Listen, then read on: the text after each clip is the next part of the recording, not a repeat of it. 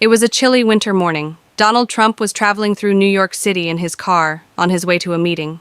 The air was cold, and the streets were bustling with people rushing to their destinations. Suddenly, something caught Trump's attention at a street corner. Sitting on the sidewalk was a man wrapped in a torn military jacket and a frayed blanket.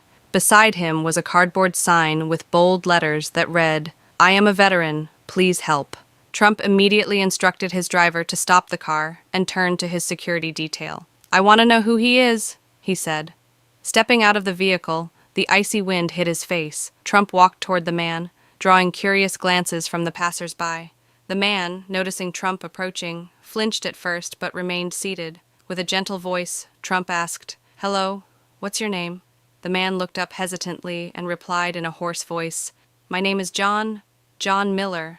Trump knelt down to John's level, meeting his eyes with a calm and empathetic gaze. "Tell me your story, John," he said softly. John tucked his trembling hands into his worn-out blanket, taking a deep breath before speaking. In a tired, shaky voice, he began, "I'm a veteran. I joined the military when I was 22. I served in Afghanistan. We faced unimaginable challenges during our missions. I lost my friends, fought every day just to survive. But the worst part wasn't what happened there. It was coming back and realizing that nothing was the same anymore." Trump listened intently to every word, his expression reflecting the weight of John's story.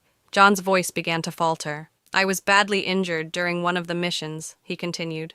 "A blast took my friends, and I can never forget that moment. When I returned home, I received medical treatment, but my soul wasn't healed." He paused, his eyes welling up with tears. Lowering his head, he added in a quieter voice, "My family abandoned me. They said I was a burden. I lost my job. Then, when I couldn't pay my debts, I lost my home.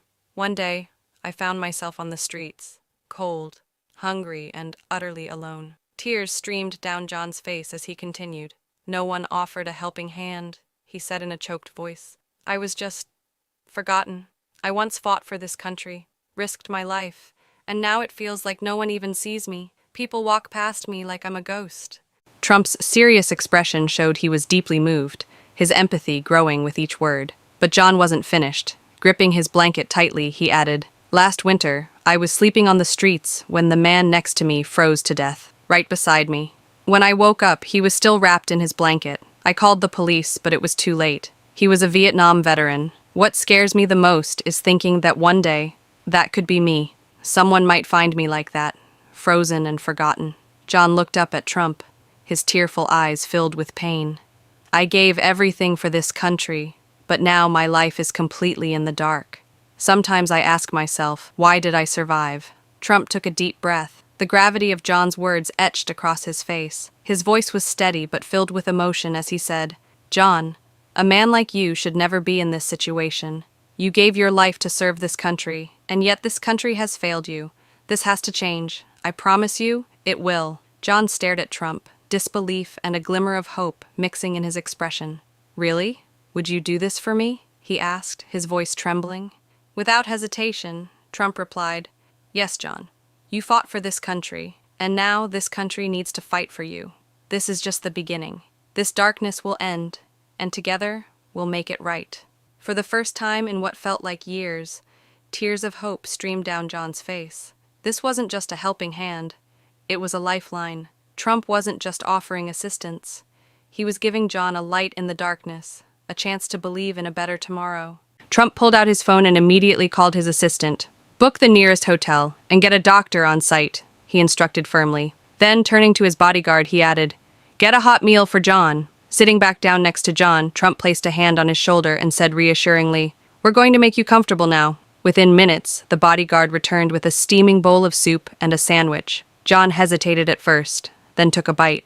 As he chewed, his eyes welled up with tears.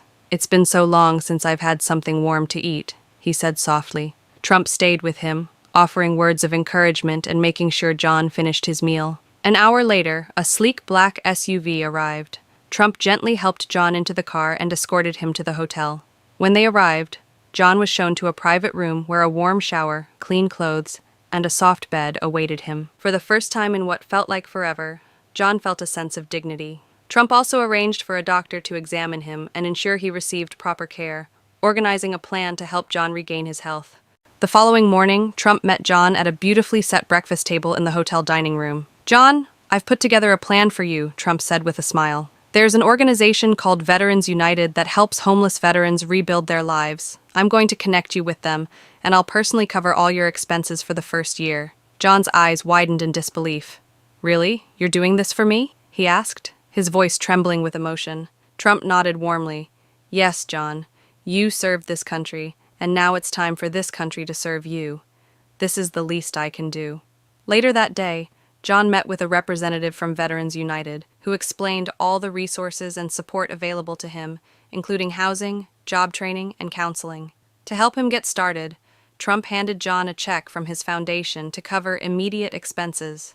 John, overwhelmed with gratitude, said with tears in his eyes, "This feels like a miracle. I never thought my life could change so quickly." As Trump prepared to leave, he turned to John and said, "One day, you'll have the chance to help someone else. This world becomes a better place when we extend our hands to one another." John, now tearful but determined, looked at Trump and replied, "I promise.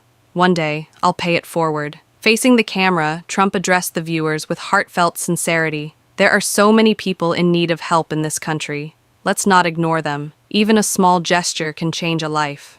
Sometimes, all it takes is one person to be a beacon of hope. Remember, we all have the power to make a difference." The story concluded with scenes of John starting his new life, moving into a safe home, preparing for work, and smiling with hope for the future. He now had a place to call home, a purpose, and a renewed sense of dignity. This was proof of how a single act of kindness could transform a life forever. If this story moved you, don't forget to share your thoughts in the comments below. Subscribe to our channel and turn on notifications for more inspiring stories. Together, let's spread hope and kindness.